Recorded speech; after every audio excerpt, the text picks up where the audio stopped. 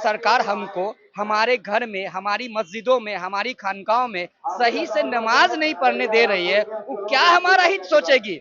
हमारी माँ बहनों को नकाब नहीं पहनने दे रही है, हमारे मदरसाओं पे बुलडोजर चला रही है, हमें मॉब लिंचिंग किया जा रहा है, हमें तरह तरह से जलील रुस्वा किया जा रहा है। वो क्या पासमानदा के नाम पे तो वो सिर्फ आग लगा रहा है। पासमानदा अगर वो हितैषी हैं तो पासमानदाओं को एससी एसटी में क्यों नहीं शामिल कर दिया जाता है। वो जो अनुच्छेद 301 जिसपे अभी तक प्रतिबंध लगा हुआ है उसको बीजेपी हटा दे, उसके उसके पास अभी सरकार में है वो। हम ये कानून जो कर रही है मुस्लिम के साथ बहुत गलत कर रही है। क्या गलत कर रही है वही बताइए ना दर्शक। यही गलत कर रही है कि ये वोट के लिए जो कानून बना रहे हैं ये हरगिज हम लोग इनका ऐसी नहीं करेंगे, इनकार करेंगे। सुप्रीम कोर्ट ने भी टिप्पणी किया है कि जब राम मंदिर के ट्रस्ट में मुसलमान को शामिल नहीं किया जा सकता, जरूरत भी नहीं है, तो उसी तरह से वक्फ में हिंदू को क्यों शामिल किया जा रहा है भाई। नमस्कार, आप देख रहे हैं द पंचायत और आपके साथ मैं हूं हर्ष कुमार। अभी हम मौजूद हैं राजधानी पटना के गांधी मैदान में, जहां पर आज मुस्लिम समुदाय के द्वारा जो केंद्र की जो सरकार वक्फ अमेंडमेंट एक्ट लाई थी उसके विरोध में यहां पर एक कॉन्फ्रेंस का आयोजन किया गया था, एक सम्मेलन का आयोजन किया गया था, जिसमें कि मुस्लिम समुदाय के द्वारा बताया गया कि लगभग बिहार समेत 4 स्टेट, उड़ीसा, पश्चिम बंगाल, झारखंड ये और बिहार, ये 4 स्टेट से जो है मुस्लिम समुदाय के लोग आए हैं यहाँ।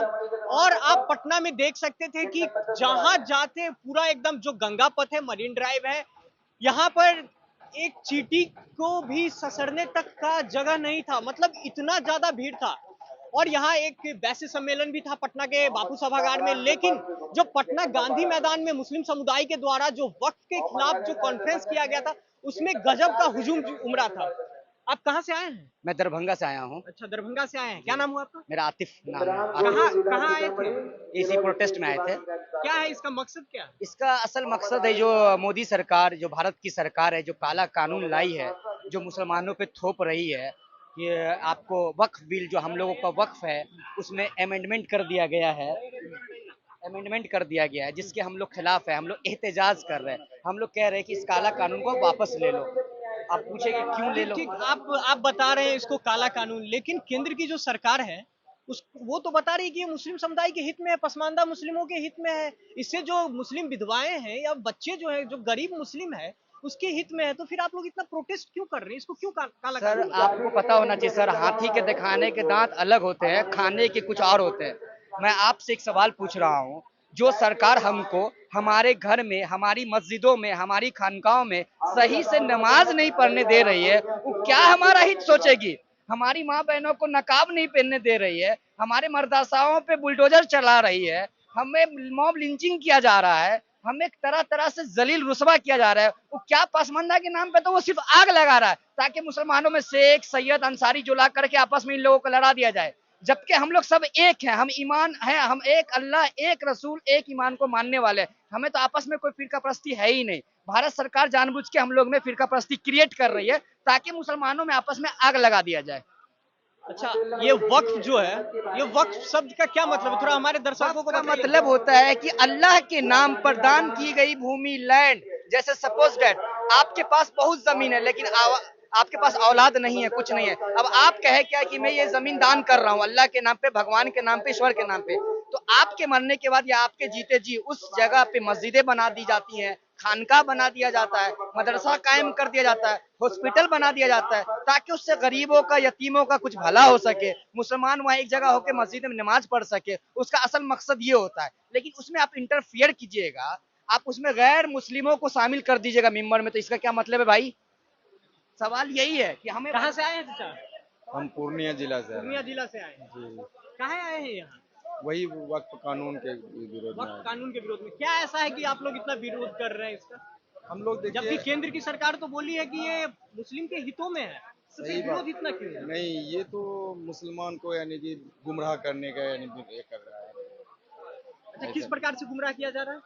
जैसे कि हिंदू मुसलमान को लड़ाने के लिए यानी ये कह रहा है कि नहीं ये सही कानून है, अच्छा कानून है। अच्छा, ऐसे वक्त से हिंदू मुसलमान का क्या मतलब, ये थोड़ा समझाइए ना, बताइए। नहीं, जैसे कि ये तो मुसलमान मेरा ही जमीन आप किसी को यानी दूसरे को देने के लिए बोल रहे हैं या लेने ये कर रहे हैं कि नहीं हम उसमें यानी उसके ये करेंगे, तो ऐसा बात नहीं ना है। ऐसा तो उसमें मतलब कोई प्रावधान है नहीं। अच्छा भाई, कहाँ से आए हैं? वेस्ट बंगाल। वेस्ट बंगाल। अच्छा, वेस्ट बंगाल से आए हैं, एक स्टेट से दूसरे स्टेट में आए, क्या कारण क्या था? कानून का लीक है। कानून को लेकर आप बिहार के रहने वाले हैं? नहीं, वेस्ट बंगाल, ठीक है। तो क्या ऐसा क्या है कानून में जो आप इसका विरोध कर रहे हैं? वही हम लोग का हक में जो चीज है वो कानून बोलते हैं कि नहीं, आप लोग का हक में नहीं है, इसीलिए अरे वो तो बोल रहा है, सरकार तो बोल रही है कि आपके हक में ही लाया गया है ये ये तो जो हक कानून। में, हक में हम लोग का नहीं ना है। क्या क्या नहीं है हक? मैंने हक, हम लोग का जो हक में फैसला नहीं हो रहा है। आपके हक में फैसला नहीं होगा? कैसे आपको पता है कि आपके हक में फैसला नहीं होगा? नहीं हो रहा है, तब ना हम लोग इतना दूर से आए हैं कोशिश करने। मतलब प्रॉपर आपके पास जवाब नहीं है। अच्छा, यहाँ और भी लोग हैं, हम बात करेंगे और जानेंगे। भाई, क्या नाम हुआ आपका? मोहम्मद मेहता वाला, कहाँ से आए हैं? वेस्ट बंगाल। वेस्ट बंगाल। अच्छा, क्या ऐसा है इस कानून में जिसको लेकर कि आप लोग इतना विरोध कर रहे हैं, जबकि सरकार बोल रही है कि ये मुस्लिम समुदाय के हित में है?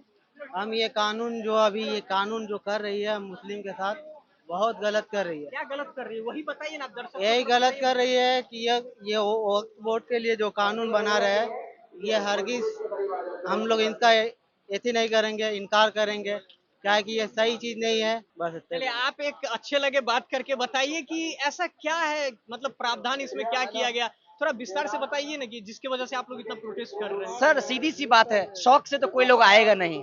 इतना दूर दूर से, किशनगंज से, पूर्णिया से, दरभंगा से 300 किलोमीटर 400 किलोमीटर एक रात पहले से आके यहाँ सोना आप इस लोग तो बारिश बोल रहे में। हैं कि दूसरे स्टेट से भी आए हैं। दूसरे स्टेट के भी लोग आए, क्योंकि हमारा जो ये इमारत शरिया है वो 4 स्टेट को कवर करता है।